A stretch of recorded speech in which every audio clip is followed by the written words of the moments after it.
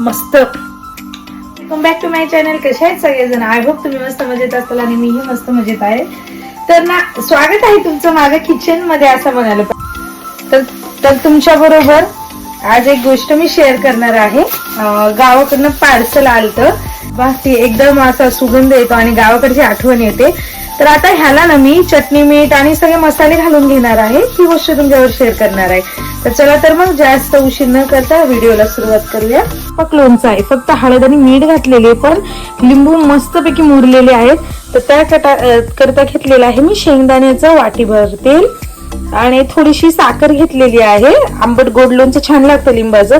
जिरे पूड घेतलेली आहे आणि घरची मिरची घेतलेली आहे, तिखट झणझण. आणि सगळ्यात आधी हे जे लोणचं आलंय ना गावाकडचं, ते आता ह्याच्यामध्ये घालून घेते मी आणि काढून घेते.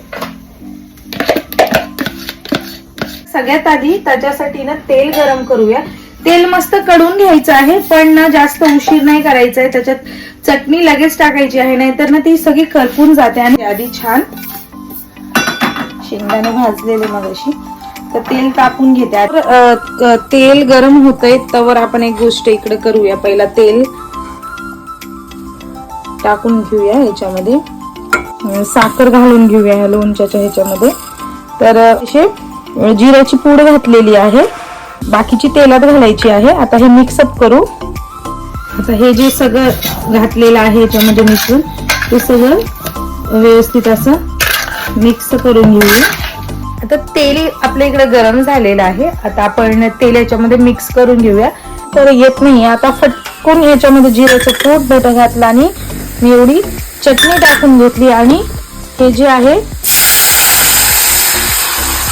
हे मिश्रण पूर्ण आपल्या नसती, नाहीतर मग ना हा असा कलर आलाच नसता, असा लाल मस्त. नाहीतर तो चटणी जर तेलात जळली असती ना तर काळपट पडलं असतं.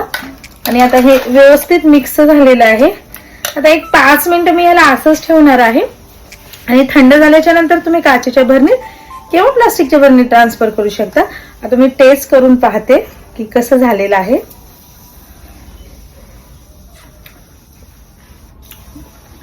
मस्त, खूप छान झालेले आहे. आंबट आणि गोड तिखट मस्त लागतंय.